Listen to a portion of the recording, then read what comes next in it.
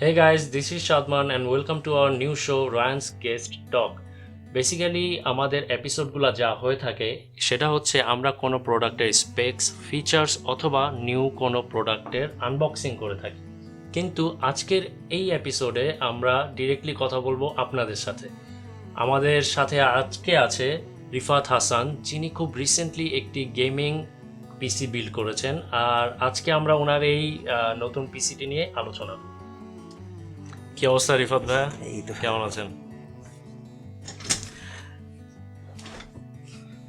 আচ্ছা রিফাত ভাই, আপনি তো একজন পেশা ইঞ্জিনিয়ার, সফটওয়্যার ইঞ্জিনিয়ার।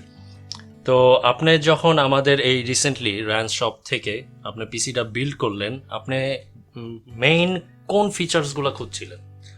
আচ্ছা, আমি যেটা চাচ্ছিলাম যে একটা অল ইন অল পিসি, যেখানে আমি মোটামুটি আমার যেহেতু পেশাগত কিছু ব্যাপার স্যাপার আছে, এছাড়া কিছু শখের ভিডিও এডিটিং এর ব্যাপার স্যাপার আছে, মাঝে মধ্যে একটু গেমও খেলা হয়। সো সব মিলিয়ে এমন একটা পিসি চাচ্ছিলাম যা দিয়ে আমার সব ধরনের কাজই চলে যায়। সেই জন্য আর কি একটু সামনের দিকে চিন্তা করে ভেবে, ভবিষ্যতের কথা চিন্তা করি, একটু গুছিয়ে একটা পিসি নিয়েছি আর কি। আমার এই ক্ষেত্রে মূল ফোকাস ছিল রাইজেন 5600, আর মাদারবোর্ড আমি চাচ্ছিলাম যাতে আমার মোটামুটি 128 র্যাম সাপোর্ট করে, কারণ ফিউচার যদি আমার র্যাম বেশি প্রয়োজন হয় তার জন্য চিন্তা করছিলাম। কারণ নর্মালি এখন 64 জিবি র্যাম আমি সব জায়গাতেই পাচ্ছি, বাট একটু এগিয়ে থাকতে চেয়েছিলাম। এছাড়া গ্রাফিক্স কার্ড বাজারের কারণে 1650, না হলে হয়তো বা আমি আরেকটু সামনে চিন্তা করতাম। আচ্ছা, রিফাত ভাইয়ের কনফিগারেশনগুলো আমরা যেটা শুনলাম, এটা মানে শুনলেই বোঝা যাচ্ছে যে উনি বেসিক্যালি রিসেন্ট তার কাজের ওয়ার্কলোড এবং ফিউচার কামিং ফিউ ইয়ার্সের কথা চিন্তা করে ওনার পিসিটি বিল্ড করেছেন।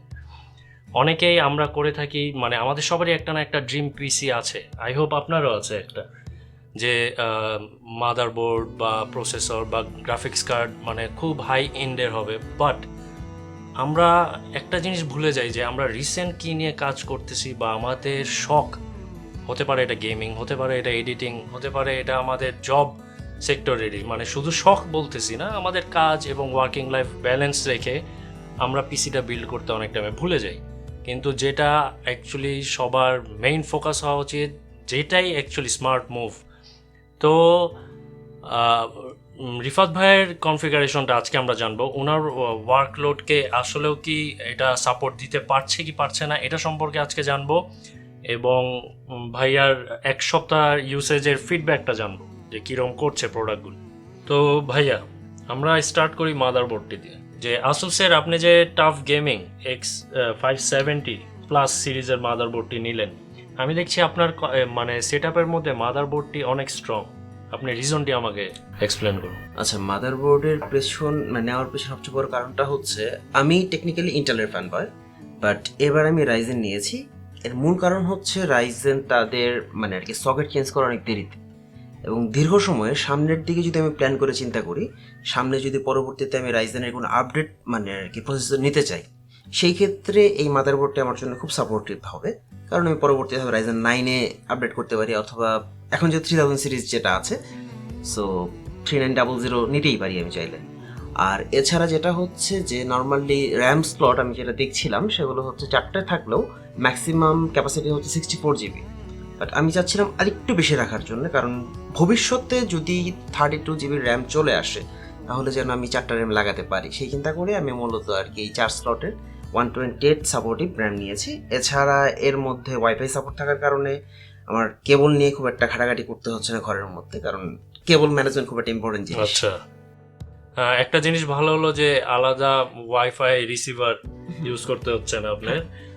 আর ভাইয়ার সাথে কথা বলে যেটা বুঝলাম, উনি নেক্সট 2-3 ইয়ার্স প্ল্যান করে অ্যাকচুয়ালি এই মাদারবোর্ডটি নেওয়া, যে যখনই প্রয়োজন পড়বে বা মানে টেকনোলজি এরার সাথে তাল মিলিয়ে যদি প্রসেসর আপগ্রেডেড রাখতে হয়, এবং যদি ফিচারে ওনার এক্সট্রা র্যাম দরকার পড়ে বা গ্রাফিক্স কার্ডও যদি চেঞ্জ করতে চান, উনি সবই করতে পারবেন। তাই এই মাদারবোর্ডের পেছনে ওনার এই ডিসিশনটা।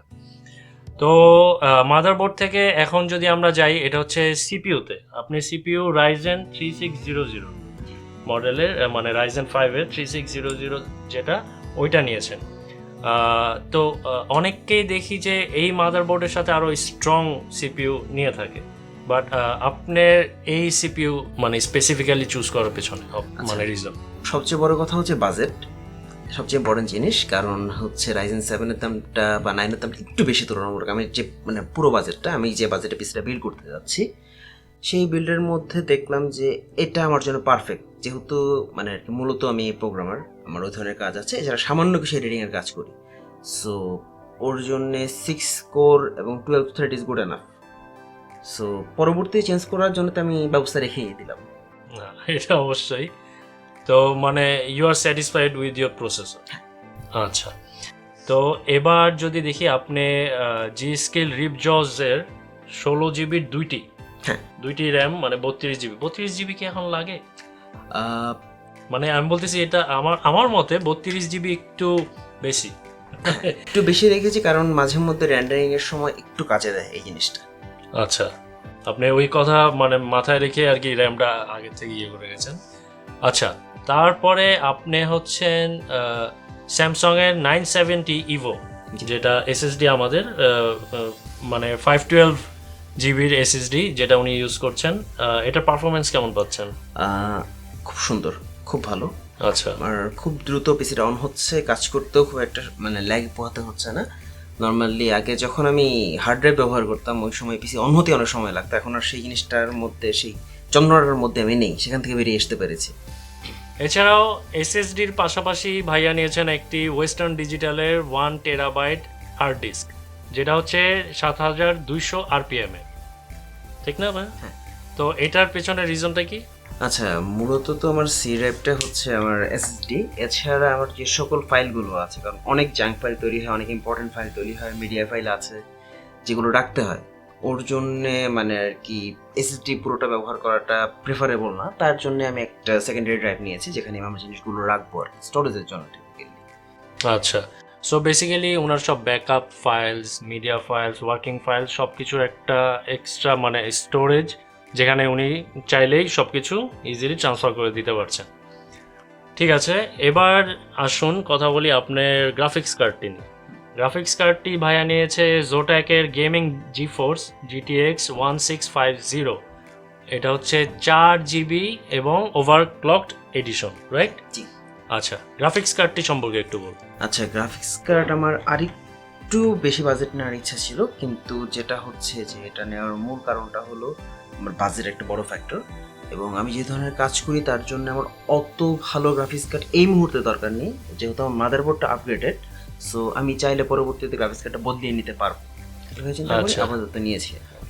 সো এইটাই আমি বলছিলাম যে গ্রাফিক্স কার্ড মানে ওনার যতটুকু কাজ না হলেই না, উনি ছোটোখাটো গেমসও খেলে থাকেন, হালকা পাতলা গেমস খেলে থাকেন। সো যতটুকু না হলেই না, ওনার এই গেমস বলেন বা মানে ভিডিও এডিটিং, উনি মানে ভিডিও এডিটিংও মানে সফটওয়্যার মানে কি জানি সফটওয়্যার ডেভেলপমেন্টের পাশাপাশি উনি ভিডিও এডিটিংও ছোটোখাটো করে থাকেন। ততটুকের কথা চিন্তা করেই ওনার এই গ্রাফিক্স কার্ডটি নেওয়া। হয়তো একটা টাইমে ওনার গেমস এবং গেমসের প্রতি নেশা, আমি বলবো গেমসের প্রতি নেশাটি আরও বেড়ে যাবে, তখন হয়তো উনি আরও হাই ডিটেল গেমস খেলবে, মানে হাই গ্রাফিক্স গেমস। তখন উনি জিপিইউ এবং ওর পাশাপাশি যখন ওনার কাজ মানে ভিডিও এডিটিংয়ের কাজও এখন বেসিক্যালি মনে হয় 1080p রেজুলেশনের ভিডিও নিয়ে কাজ করেন, একটা টাইমে অবশ্যই 4K-তে চলে যাবেন, তখন হয়তো উনি ওনার গ্রাফিক্স কার্ডটিও আপগ্রেড করে নেবেন। আপনার কেসিংটা দেখলাম অনেক ডার্ক, হ্যাঁ, ডিজাইনটা যেটা হচ্ছে আপনার ডিপ কুল ম্যাট্রিক্সে, জি ঠিক না? এটা সম্পর্কে কিছু বলেন। আচ্ছা, প্রথম কথা হচ্ছে আমার যে টেবিল এবং আমার যে ওয়ার্ক স্টেশন সেখানের সাথে মানানসই একটা কেসিং আমি যাচ্ছিলাম, এবং একই সাথে আমার যেটা দরকার ছিল সেটা হচ্ছে প্রচুর পরিমাণে ভেন্টিলেশনের ব্যবস্থা। এখানে যথেষ্ট ভালো ভেন্টিলেশন আছে, আমি সামনে নতুন করে ফ্যানও অ্যাড করতে পারবো। সো সেসব চিন্তা করে আমি একটা কেসিং নিলাম, এটার জন্য ডিপ কুল চয়েস করেছি। এর সব কিছু আর কি আমার সাথে ম্যাচ করছে, এবং যথেষ্ট জায়গা থাকার কারণে ক্যাবেল ম্যানেজমেন্টও ভালো হচ্ছে। আচ্ছা আচ্ছা, দেন আপনি অলরেডি জানতেন আপনি কি নিতে যাচ্ছেন, কি বিল্ড করতে যাচ্ছেন, গিয়ে কি জাস্ট লিস্ট ধরে দিয়েছেন? মোটামুটি এরকম, জাস্ট এসএসডিটা আমার একটু চেঞ্জ করতে হয়েছে। আমি ওয়েস্টার্ন ডিজিটাল নিতে চেয়েছিলাম, ওনারা বললেন যে সেই ক্ষেত্রে স্যামসাং একটা বেটার হবে। আচ্ছা আচ্ছা, আমি জাস্ট একটা চেঞ্জ নিয়েছি। আচ্ছা, যদি আপনারও সিমিলার ওয়ার্কলোড থেকে থাকে রিফাত ভাইয়ের মতো, যে আপনি কিছু ভিডিও এডিটিং এবং মোটামুটি না অ্যাকচুয়ালি ভালো গেমস না, মোটামুটি ভালো টাইপেরই গেমস খেলবেন এবং মিডিয়া ফাইল এডিটিং বলেন, সফটওয়্যার ডেভেলপমেন্ট বলেন, এরকম ইচ্ছা, তো মিড রেঞ্জে যদি ভালো ভাইয়ার মতো একটা কম্প্যাক্ট সেট আপ বানাতে চান, তাহলে অবশ্যই আমাদের উপরে দেওয়া, মানে ফেসবুক হলে উপরে এবং ইউটিউব হলে নিচে, এখানে প্রোডাক্ট ডিসক্রিপশন পাবেন with links. Please check it out and do let us know your comments যে কেমন লাগলো। আর যদি আপনাদেরও মতামত থাকতে পারে যে কোন জিনিসটা অ্যাড করলে ভালো হতো এই পিসির সাথে বা সিপিউর সাথে, বা কোন জিনিসটা আপনাদের কাছে মনে হচ্ছে যে অনেকে ধারণা থাকতে পারে কেসিং একটু ডিফারেন্ট নিবে, বা গ্রাফিক্স কার্ডটা একটু পাওয়ারফুল নিবে, বা অনেকে দেখা যাবে যে গ্রাফিক্স কার্ডই লাগবে, আই ডোন্ট নো, হয়তো গেমই খেলে না। তো do let us know your thinking যে আপনার পছন্দের মিড রেঞ্জের কনফিগারেশন কীরকম। সো আমরা চেষ্টা করব ওই রকমও একটি ভিডিও বানাতে।